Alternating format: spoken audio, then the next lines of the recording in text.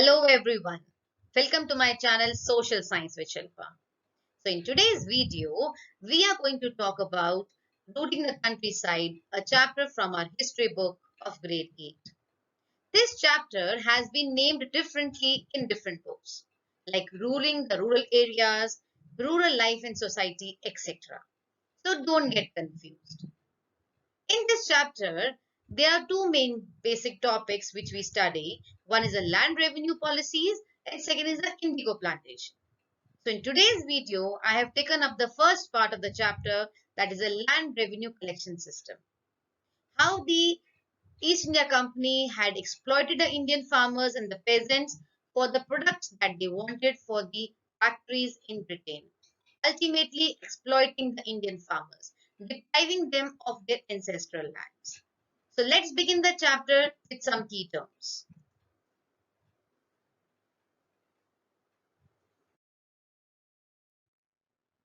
So the first key term is the revenue. Tax or income that the government earns is known as the revenue. Next is the Diwani rights. If you remember chapter 2 of our history book only, where we have learned after Battle of Buxar, the East India Company got the Diwani right. So what is Diwani right? The right to collect revenue is known as the Diwani rights. Third is the Rayot, the term used to describe the Indian peasants or the Indian farmers. And the last is the Mahal, a revenue estate consisting of a village or a group of villages. Now let's move further to learn more about the revenue collection policies and how the British exploited the Indian peasants. Before coming of the British, the Indians were self-sufficient. The villages were self-sufficient. They were governed by the panchayat. The law and order, the administration was taken care of by the panchayat of the village. And the revenue which was collected was paid to the king. The king was the ultimate authority for the whole kingdom. And when the Mughals had come, they had a policy of regular assessing the land, and accordingly the tax was determined. So this was the situation of the Indian villages or the Indian countryside before the advent of British. Now let's study what happened when the British came to India. Now we all know the British came to India as traders, but slowly they established themselves as the masters. So if you remember about the Battle of Buxar, which was fought between Mir Qasim and Lord Clive. And unfortunately in this battle, the Indian rulers they lost because Mir Qasim was supported by the Mughal emperor and the Nawab of Awadh. But they all three collectively were not able to defeat the East India Company. And finally, they had to give away the Diwani rights of Bengal, Bihar, and Odisha to the East India Company. With this Diwani rights, the East India Company got the eligibility to collect the revenue from these three areas of the country. Now, moving to the sufferings that were suffered by the people when the Diwani rights were given to the East India Company. So the economy of the Bengal went into crisis, deep crisis. The villages were deserted because the villagers lost their lands. They had to move to towns and cities in search of work. The artisan production, because the British had started bringing the machine made good, so the artisan production declined. And along with that, the agricultural cultivation also collapsed. So this was the way how the Indians suffered in the hands of the East India Company. And on the top of it, the Bengal region was hit by a severe famine in 1770. And this famine was such a devastating famine that it wiped out around one-third population of the region. And to our surprise, the British, the East India Company were collecting the revenue, but they were hardly affected by the devastation of the famine. They were unaffected, they were least bothered about the sufferings which was caused to the people because of such famine. And finally, in 1772, The Bengal region directly came under the East India Company. Earlier, they had a dual government system where the British had the right to collect revenue, whereas the Nawab had the right to govern the administration part. But by 1772, the East India Company, they directly got the Bengal region. Now, moving to the next slide. The East India Company, as we always talk, they came as a trader, but slowly they established themselves. They started annexing different kingdoms through different unjust policies like doctrine of lapse, at some places subsidy alliance, at some places they started defeating the kings and the rulers through war. But why did the East India Company was in need of so much of fund? Why they wanted so much of money? So let's find out the answer. So the first is the administrative expenses.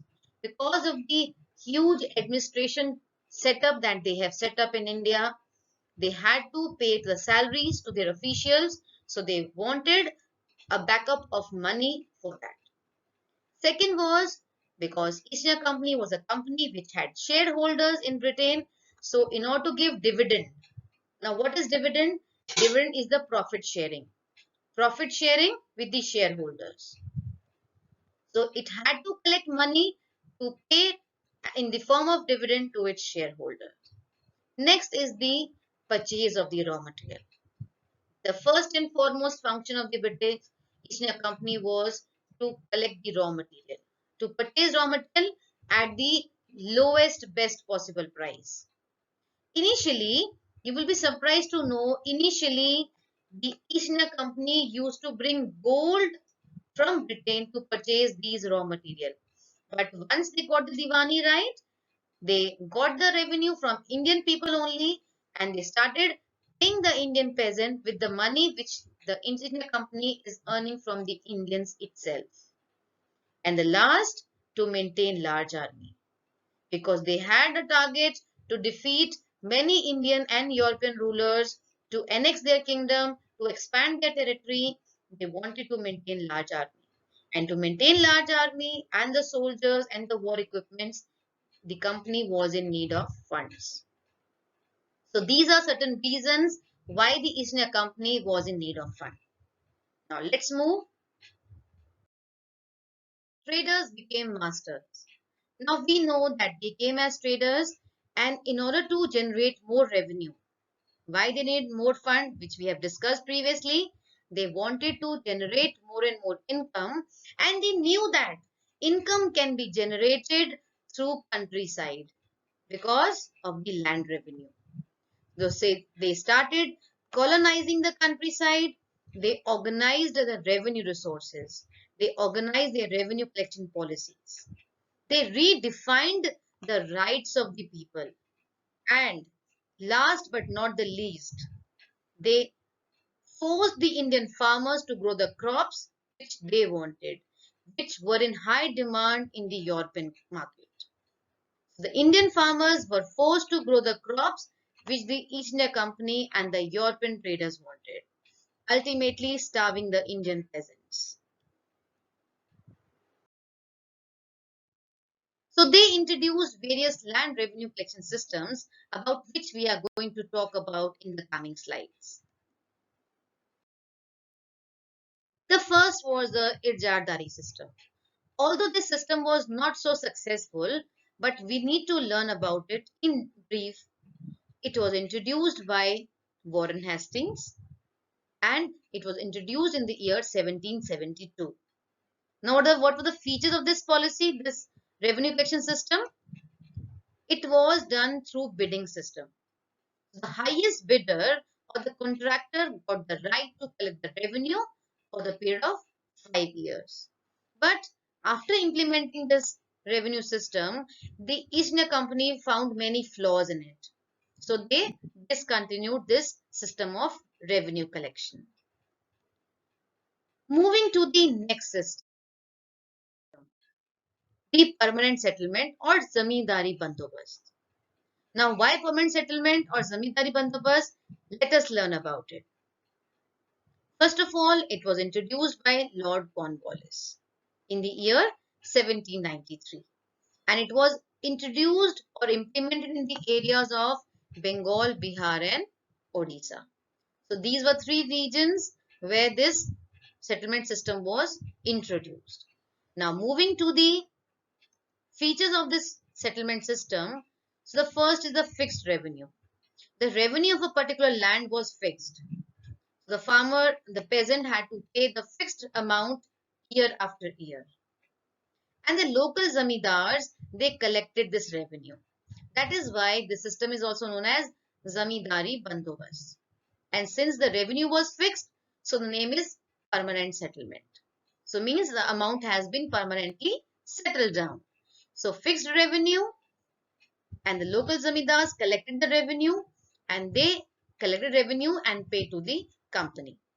But this system was introduced, the zamindars were made responsible because the East India Company had a view that the zamindars would help the farmers, would help the peasants in improving the fertility of soil or in improving the agricultural production.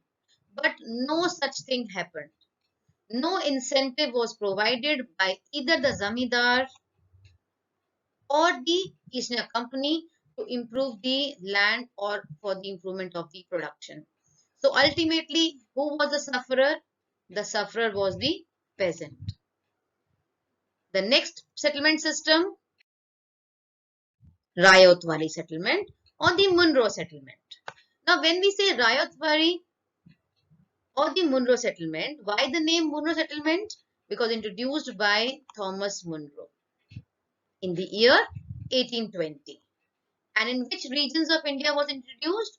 In Bombay and Madras presidencies. So please remember, introduced by Thomas Munro in 1820 and in Bombay and Madras presidencies. Now, what were the features of this policy, this settlement system? The land was surveyed separately, means each peasant's land was surveyed separately, and that particular cultivator, means the Rayot, the key term we have learned previously.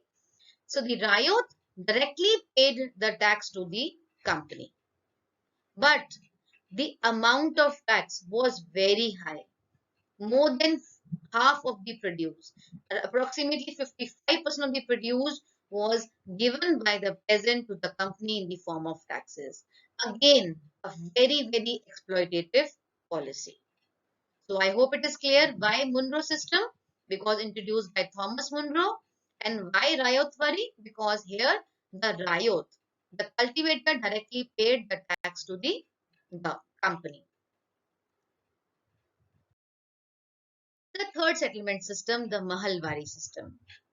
Now in Mahalwari system, it was introduced by Holt Mackenzie in the year 1822 and in the regions of Punjab, some parts of Uttar Pradesh and central India. Quickly moving to the features of this policy. Now here the word Mahalwari. So here Mahal means a village or group of villages. So land was inspected, it was measured separately, and the amount was accordingly determined. Now here the talukdar or the village headman collected the revenue from the each land or each peasant. So village headman collected the revenue from each mahal, that is why the name Mahalwari system, and then the lump sum amount was paid to the authority or to the company. Now here periodic revision of taxes was done. Means at regular interval the amount of tax was revised and approximately it was the half of the produce of the peasant. So I hope by now you all have understood all these three policies were very, very exploitative. A quick recap of all these three policies. Permanent settlement by Lord Cornwallis, Rautwari by Thomas Munro, Mahalwari by Holt Mackenzie. Then the year when they were introduced, the areas where they were introduced, and finally who collected the revenue and who deposited the revenue to the authority or the company. So here the local zamindars, Here the ryots and here the village headmen paid the revenue to the company. Now, we have understood these were exploitative policies. Now, let us find out what were the effects. What were the effects of these policies on the peasants?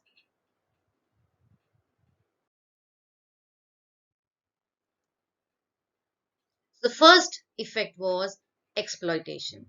So, we know the farmers were badly exploited by the various settlement systems or by the unjust policies, unjust revenue collection policies of the East India Company.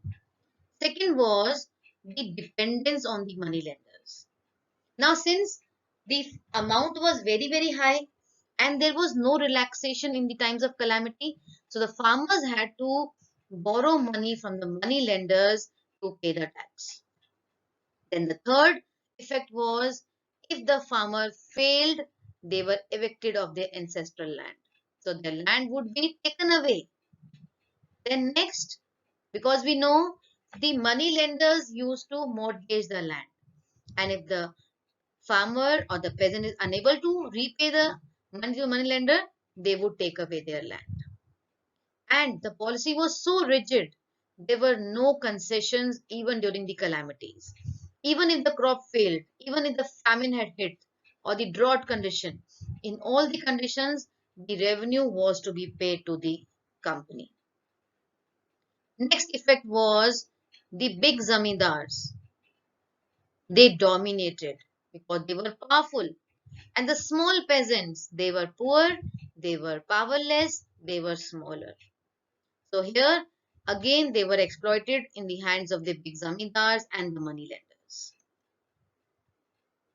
Next is the concentration of land and authority in the hands of few. See, as we have learned, the farmers, if they were unable to pay the tax, unable to pay the money to money lender, they were evicted of their lands. So finally, the concentration of land and the authority was in the hand of few dominated people.